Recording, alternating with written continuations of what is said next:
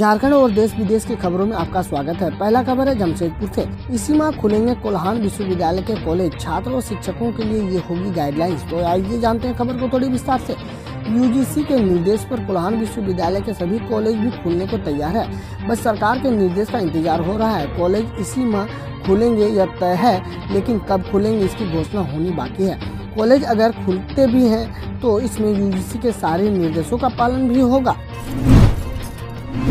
खबर है धनबाद से। किसानों के समर्थन में कृषि कानून के विरोध में कांग्रेसियों ने प्रखंड सम्मेलन कर दिखाई एकजुटता।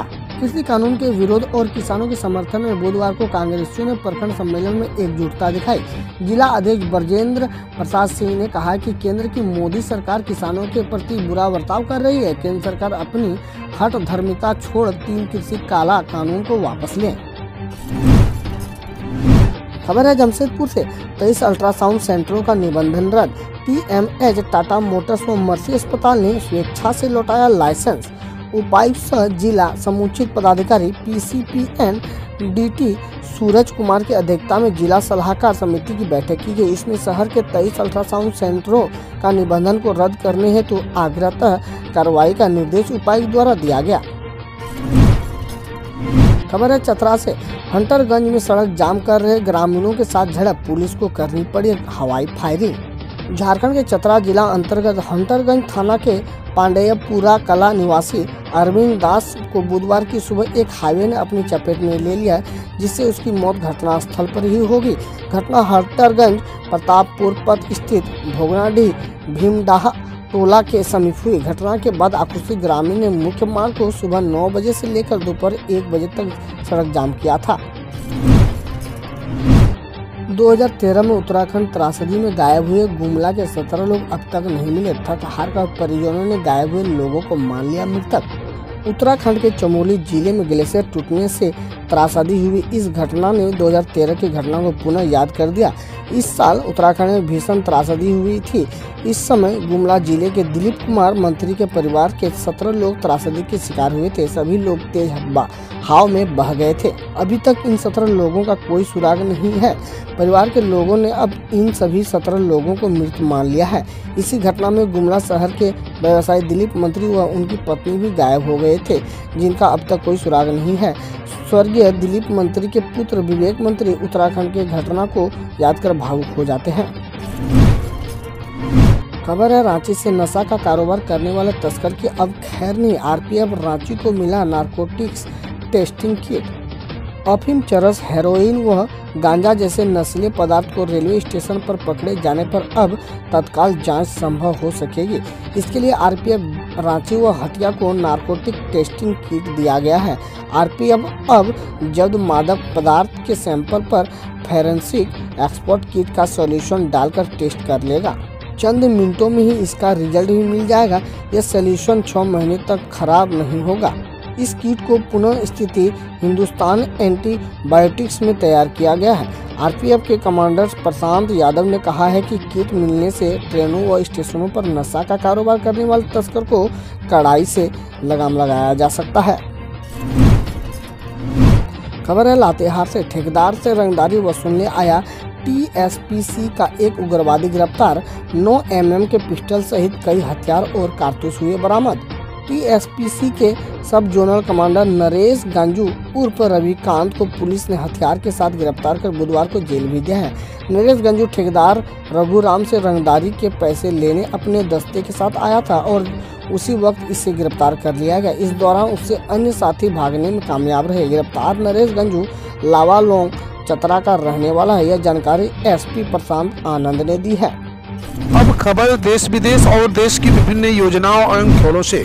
भारत से कोरोना वैक्सीन पहुंचने पर भावुक हुए डोमिनिकन गणराज्य देश के प्रधानमंत्री खुद उतारे टीके, कहा पूरी हुई प्रार्थना। भारत से कोरोना वैक्सीन पहुंचने पर डोमिनिकन गणराज्य के प्रधानमंत्री रूजवेल्ट स्कैरिट ने पीएम मोदी और भारत के लोगों की जमकर तारीफ की है। भारत की ओर से इस द्वीपीय देश में कोरोना वैक्सीन की 35,000 पहुंची है। इससे यहां की 72,000 की आबादी में से आधे लोगों की जीवन रक्षा हो सकेगी। डोमिनिकन पीएम ने कहा कि मुझे इतनी जल्दी भारत से वैक्सीन के तौर पर मदद मिलने की उम्मीद नहीं थी। उन्होंने 19 जनवरी को भारत सरकार से दवा भेजने की अपील की थी। किसान प्रदर्शन पर अमरिंदर के बाद हरियाणा के भूपेंद्र सिंह हुड्डा ने दिखाया राहुल गांधी को ठेंगा। असली नेता वही जो जनता की लहर को पहचान ले। किसान आंदोलन के विरोध में जनता के बीच बढ़ती भावना को देखते हुए अब कैप्टन अमरिंदर के बाद हरियाणा के कद्दावर नेता भूपेंद्र सिंह हुड्डा भी किनारा करने का फैसला लिया है। पंजाब में अमरिंदर सिंह ने किसान आंदोलन को अब महत्व देना कम कर दिया है। ठीक उसी तरह अब हुड्डा भी नहीं चाहते कि आंदोलन में कांग्रेस शामिल हो।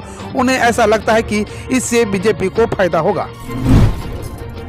प्रधानमंत्री नरेंद्र मोदी हंसे मुस्कुराए जब अधीर रंजन नहीं रुके तो गुस्से में कहा, दादा अब ज्यादा हो रहा है। लोकसभा में राष्ट्रपति के अभिभाषण पर चर्चा का जवाब देते हुए प्रधानमंत्री पूरे रौपद दिखे। खेती से जुड़े कानूनों का बचाव करते हुए जब वो बोलने लगे तो कांग्रेस नेता अधीर रंजन चौधरी टोकने लगे। इस पर मोदी ने पहले हंसते हुए उन्हें चुप कराया।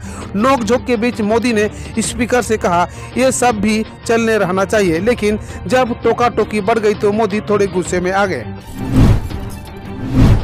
पाकिस्तान सिर्फ 48 घंटे में दुश्मनों का हुआ बुरा हाल, ताबड़तोड़ चली गोलियां। उत्तरी कश्मीर के बारामुल्ला जिले में आतंकवादियों ने एक बार फिर नाकाम साजिश को अंजाम दिया। जिले के उत्तरी सेक्टर में भारतीय सेना ने एक घुसपैठियों को मौत के मुंह में ढकेल दिया। बार बार घुसपैठ की फिराक में लगे आतंकियों को उनके लिए कहा परिणाम मिला। देर रात पाक अधिकृत कश्मीर की तरह से पाकिस्तानी घुसपैठिया भारत की सीमा पर घुसपैठ कर रहा था। तभी जरा सी भनक लगते ही सेना पूरी तरह से चौकन्नी हो गई और मोर्चा संभाल लिया। इसके बाद बड़ी सफलता हाथ लगी। लंबी हो सकती है गुलाम नबी आजाद की शाम, जाने कांग्रेस की सामने क्या है सबसे बड़ी परेशानी।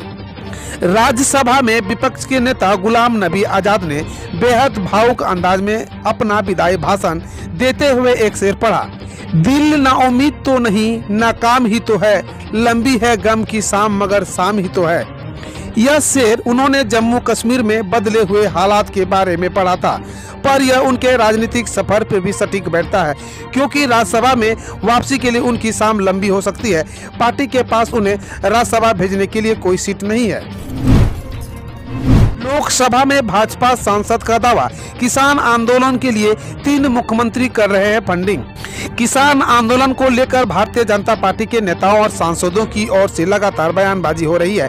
इसी सिलसिले में भाजपा सांसद रमेश बिधूड़ी आरोप लगाया कि आंदोलन में जो लोग बैठे हैं वो किसान नहीं है, बल्कि राजनीतिक पार्टियों से समर्थित कुछ लोग हैं। यही नहीं, रमेश बिधूड़ी ने आगे कहा कि आंदोलन में बैठे इन किसानों को 3 मुख्यमंत्रियों से फंडिंग मिल रही है।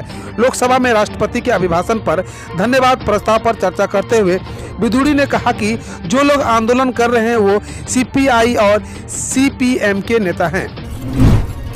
किसानों को बॉर्डर पर खुद 5 स्टार होटल में पुलिस से कैसे बच रहा था दीप सिद्धू, बीबी के भागने के वाला था बिहार। ट्रैक्टर रैली के नाम पर लाल किले के आसपास हिंसा, दिल्ली पुलिस के सैकड़ों जवानों पर कातिलनामा हमला और खालिस्तानी धार्मिक झंडे के साथ लोगों को भड़काने वाला दीप सिद्धू इतना सब करने के बाद खूब 5 स्टार होटल में रात बिताने चला गया था। इससे पहले वो सिंधु बॉर्डर गया था। दिल्ली पुलिस ने यह जानकारी दी। लोकसभा में बोले फारूक अब्दुल्ला, हम सबके हैं भगवान राम। जम्मू कश्मीर के पूर्व मुख्यमंत्री और नेशनल कॉन्फ्रेंस के मुखिया फारूक अब्दुल्ला ने कल लोकसभा में बड़ा बयान दिया। अब्दुल्ला ने कहा कि भगवान राम हम सबके हैं और अगर अल्लाह और भगवान में फर्क किया गया तो देश टूट जाएगा। उन्होंने कहा किसानों की बात सुनी जानी चाहिए, सरकार को इसका समाधान निकालना चाहिए। नरकंकाल क्लासरूम में देख दल उठा वाराणसी, कोरोना काल में बना था ये शेल्टर होम। कोरोना काल के बाद जब स्कूलों के खुलने का सिलसिला जारी है, इस बीच वाराणसी के जेपी मेहता इंटर कॉलेज में एक हैरान करने वाली तस्वीर सामने आई है। बुधवार को क्लासरूम की सफाई के दौरान उस वक्त हड़कंप मच गया जब एक बेंच के नीचे नरकंकाल मिला। फिलहाल पुलिस मामले की जांच जुट गई है। मृतक महिला है या पुरुष अभी तक स्पष्ट नहीं हो पाया है। कांग्रेस सांसद रवनीत सिंह बिट्टू का बड़ा आरोप, दिल्ली हिंसा योगेंद्र यादव की साजिश। मोदी सरकार के नए कृषि कानूनों के विरोध में सड़क से संसद तक संग्राम जारी है। वहीं बुधवार को दिल्ली हिंसा को लेकर पंजाब के लुधियाना से कांग्रेस सांसद रवनीत सिंह बिट्टू ने बुधवार को संयुक्त किसान मोर्चा के नेता योगेंद्र यादव पर बड़ा आरोप लगाया। कांग्रेस सांसद रवनीत सिंह बिट्टू ने गणतंत्र दिवस पर देश की राजधानी में किसान ट्रैक्टर रैली में हुई हिंसा की पीछे योगेंद्र यादव की साजिश बताई। बिट्टू ने कहा कि अगर योगेंद्र यादव को पकड़ लिया जाए तो किसानों और सरकार में आज भी बात बन सकती है, क्योंकि असली आग लगाने वाला वही है। जल्दी करो, तिरंगा नीचे करो, निशान साहिब लगाओ, दंगाई इकबाल सिंह गिरफ्तार। वीडियो में पुलिस को गोली मारने की कही थी बात। गणतंत्र दिवस के दिन दिल्ली के लाल किले पर हुई हिंसा मामले में आरोपित इकबाल सिंह को दिल्ली पुलिस की स्पेशल सेल ने पंजाब के होशियारपुर से गिरफ्तार कर लिया है। उसकी गिरफ्तारी के लिए 50,000 रुपए के इनाम का ऐलान किया गया था। इकबाल से पहले इसी मामले में 1 लाख इनामी दीप सिद्धू गिरफ्तार हुआ। ममता सरकार की नई मुसीबत, टीएमसी के दिग्गज नेता रवि रंजन चट्टोपाध्याय नहीं लड़ेंगे विधानसभा चुनाव। पश्चिम बंगाल में अप्रैल मई में विधानसभा चुनाव होने वाले हैं। मिशन बंगाल मोड में नजर आ रही है। भारतीय जनता पार्टी युद्ध स्तर पर अपनी तैयारियां करती दिख रही है। वहीं ममता बनर्जी भी रैलियों के माध्यम से हुंकार भर रही है। इस बीच ममता बनर्जी की टीएमसी के लिए एक और बुरी खबर है। टीएमसी के मौजूदा विधायक ने ममता बनर्जी को पत्र लिख इस बार विधानसभा चुनाव लड़ने में असमर्थता जताई है। प्रधानमंत्री नरेंद्र मोदी के परजीवी वाले बयान पर राहुल का पलटवार, कहा क्रोनी जीवी देश बेच रहा है।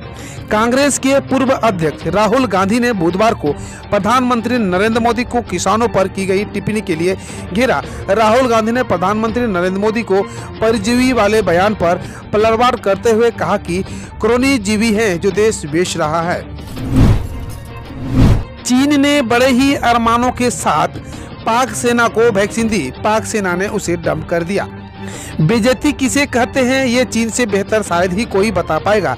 भले ही अमेरिका में बाइडेन प्रशासन सत्ता में आ गया है और भले ही चीन अपने आप को कूटनीतिक तौर पर श्रेष्ठ सिद्ध करने में जुटा हुआ है, परंतु सच्चाई तो इससे कोसों दूर है। अमेरिका और कुछ दल बदलू देश छोड़कर कोई भी देश चीन के साथ निवेश तो छोड़िए, चीन की वैक्सीन तक लेने को तैयार नहीं है। और अब पाकिस्तान भी चीन के वैक्सीन को ठेंगा दिखा रहा है। अब खबर खेल जगत से।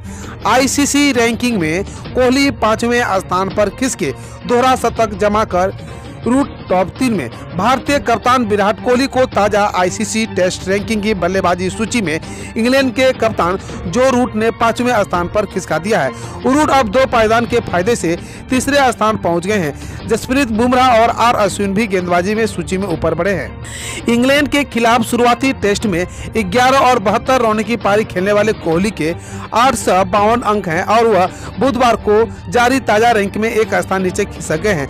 अनुभवी स्पिन अश्विन और तेज गेंदबाज बुमराह एक पायदान के फायदे में क्रमशः 7वें और 8वें स्थान पर पहुंच गए हैं। चेन्नई में 227 रनों की यादगार जीत दर्ज करने में अपनी टीम की मदद करने वाले रूट ने इंग्लैंड को आईसीसी विश्व टेस्ट चैंपियनशिप की दौड़ में बनाए रखा, जिसके 883 रैंकिंग अंक है।